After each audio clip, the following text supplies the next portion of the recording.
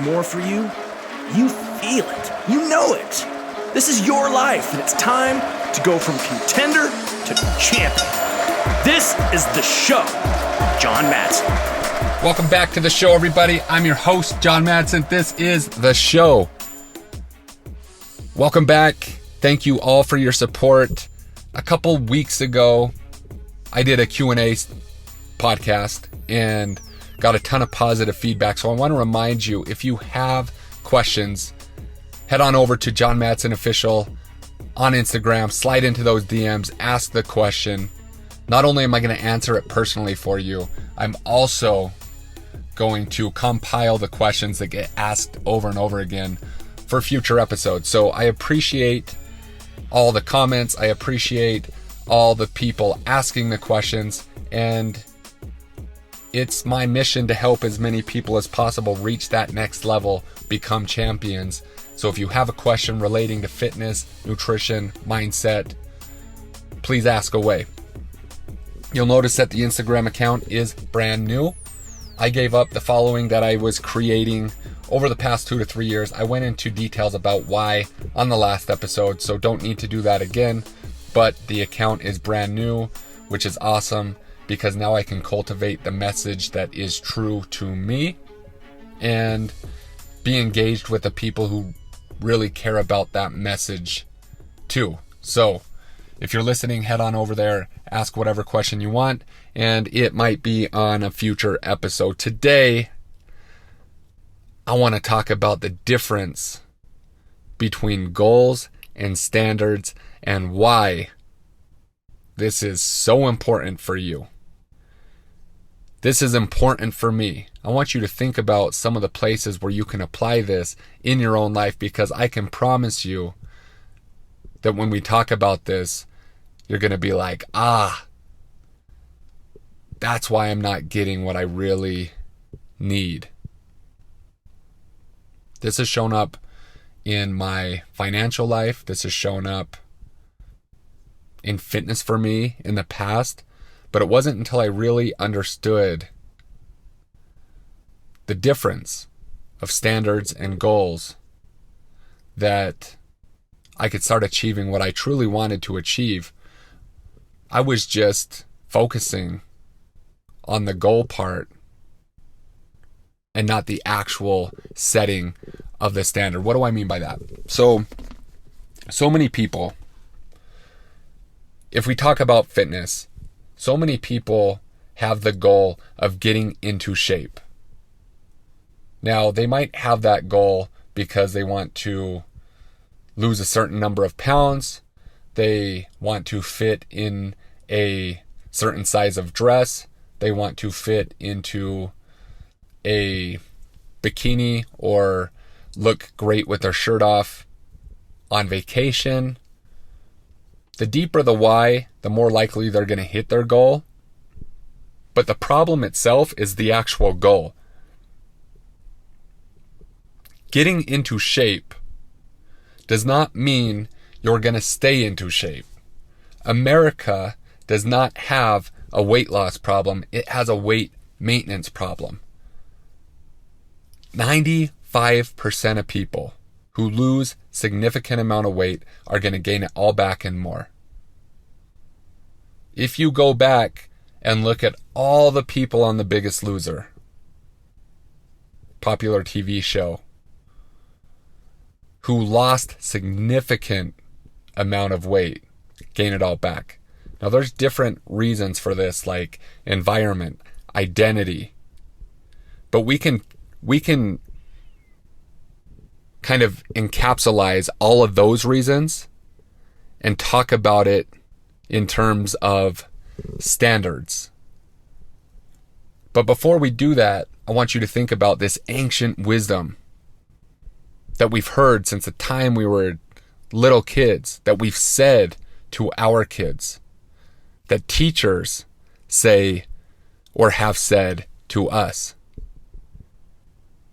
You can achieve whatever you want as long as you put your mind. You can achieve whatever you want as long as you put your mind to it. We've all heard that phrase in one way or another over and over and over again. People who don't even believe that, who aren't living their best life, will tell a child, you can do whatever you want as long as you put your mind to it. This wisdom has come from all the way back. How many different ways is it said in the Bible or in whatever books that you've read on personal development or self-help? You can achieve whatever you want as long as you put your mind to it. And it's true. So the problem is in the way we set the goal. If you want to lose weight, if you want to get in shape, if you want to build muscle, we're aiming at the wrong target. Because I promise you, if you put your mind into losing 50 pounds or 100 pounds or 20 pounds, you will hit that goal. It's not impossible. If you put all your resources, all your energy into that thing, you're going to hit it. A couple years ago, we ran this challenge. It was the most popular challenge that we ran, where people would put down $500 as a deposit. If they lost 20 pounds, we would refund that $500 back, so they got the challenge essentially free. But we were going to make them put skin in the game, which was a genius offer. I didn't come up with it. I was taught this method, and I had never gotten such great results in a short amount of time. People were motivated by their money. I wrote a shit ton of refund checks. I was happy to do it. We don't run that model anymore because what I found was that it was the same story over and over. People would lose the weight, stop coming to the gym, take their check, and then call me 6 months later. That happened over and over and over again. That's not the way fitness was meant to be done. That's not the way I wanted to do fitness. So we got away from that model. And my realization was what I'm talking about here. The goal is the problem. The problem was helping these people set the goal at this weight loss and not helping them create new standards for living. The magic is setting higher standards for yourself. Getting into shape should not be the goal. Staying in shape should be the goal. If 95% of people who lose significant amount of weight gain it all back and more, then we don't have a goal problem. It's that these people don't have the high standards that they need to continually improve day after day, month after month, year after year. If I look at where I've been successful in my own fitness, it's because I've had this standard. And we can take a deep look into why the standard was created in the first place, going all the way back to 16 years old when I got embarrassed in the high school weight room because I was scrawny and weak. And I made a promise to myself that I'd be strong and powerful. I set that standard clear back 16 years old. Now I'm 36. 20 years later, strong and powerful is what I embody. It's not going away because I've set that standard for myself. I'm not going to let it all go. Like, it's ingrained in me to show up every single day in the world, in the workforce, in my everyday life as my best self physically. Standards. Not a goal. Like that, I'll have little micro goals. If I want to get down to 6% body fat, then for a photo shoot or something, I can do that. I've done that. But unless the standard is to stay there, it's not going to happen. Over time, you're going to go little bit back to your comfort level or wherever those standards were set. Sometimes it's not realistic to be 6%, 5% body fat year round. It's not only not realistic, it's not really healthy. So sometimes you have these little short-term goals that you're going to hit and you know you're not going to stay there, so it's not going to be a standard. But that's not what we're talking about here. We're talking about you and where you can apply this in your life right now. Do you need to lose 20 pounds? Do you need to lose 10 pounds? Do you need to add 20 pounds of muscle? Do you want to get stronger and hit numbers on your bench press, on your squat, on your deadlift? Do you have a goal of bench pressing 300 pounds? Because I can promise you, you'll get there. Might take a little more time if you're just starting, but you can get there. Or is it your standard to have this type of strength and keep it? For me, this topic needs to be talked about when it comes to money. I always have these revenue goals. I like money. I like being an entrepreneur. I like setting monetary goals for myself. So I'll write this number down on my whiteboard or my journal, and this revenue goal is undoubtedly going to happen as long as it's in the realm of possibility. So many times, if I look back, I've hit this number, but then it doesn't stay. I'll go back to whatever my standard is set at, whatever my comfort level. In the last episode, we talked about the subconscious mind and how that temperature is set at different set points. And how unless we keep our foot on the gas pedal, we might reach that goal and get uncomfortable, and then it's going to go back to that set point. So there's a lot at play here in the subconscious mind. But if you can wrap your head around differentiating between goals and standards, you're going to start to see success not only show up, but stay. Because again, we've heard this saying, you can do whatever you want as long as you put your mind to it. If I set this revenue goal and I put all my effort, all my time, and I'm going to hit this number, I'm going to fucking hit it. But the problem isn't hitting it. It's keeping it. The goal monetarily shouldn't be to get money. It should be to have money. And then we have this whole saving discussion. The goal shouldn't be to lose weight. It should be to stay in shape. The goal shouldn't be to get money. It should be to have money. The goal shouldn't be to get the girl. It should be to keep the girl. Standards are the key here,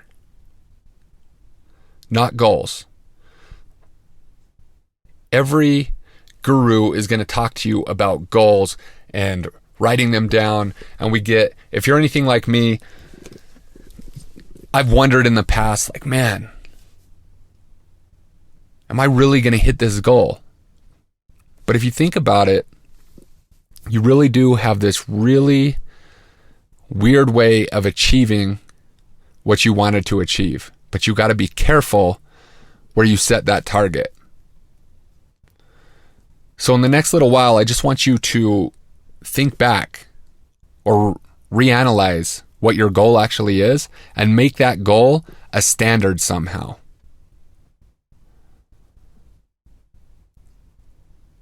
Hitting that target is going to happen. You put your effort, you put your mindset, you put your energy, You put all those things in the right place, you're going to hit that target, but just make sure the target is in the right place. One of the most powerful examples of this for me was on the great teams I played on. Urban Meyer, he has goals, but there's a more powerful, all-encompassing standard of the way we act, the way we behave, the way in which we practice, who we are.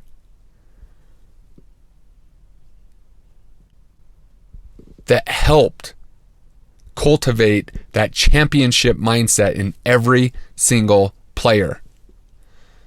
And you've seen it in whatever team he's ever coached on, there was success. Because success wasn't a goal, it was a standard. And it's got to be the same way for you. So next time we're thinking about fitness, we're thinking about money, thinking about relationships, try to make your goals and word them, write them down, think about them in terms of standards,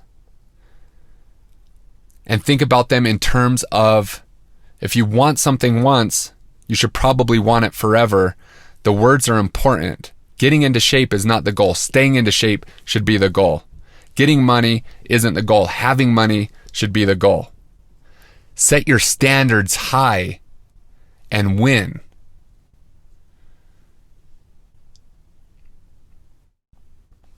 I think that's powerful.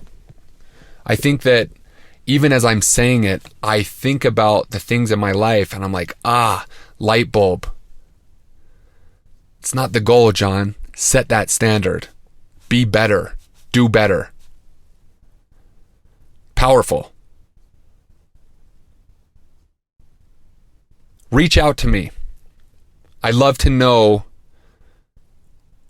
if this resonated with you in any certain way, because I know that just talking through this with some of my clients, I've seen their eyes light up to where they're like, I get it. I was aiming at the wrong target. Be careful what you wish for is another ancient wisdom that we've been told, that we tell other people, that we tell kids, that we were told as kids. Why? Because if you put your mind to it, you're going to achieve it. And if it's set in the wrong place, it's going to cause problems. Don't set goals, set standards, and win.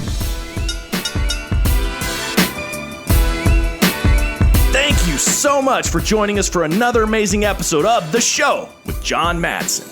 The greatest compliment that you could give us is liking, loving, and sharing this episode with all of your friends. So please go to iTunes, leave us a 5-star rating and review, and then share it online with everyone that you know. Make sure to tag John as well. He loves to hear from listeners of the show. The links for all of his socials and iTunes are in the show notes.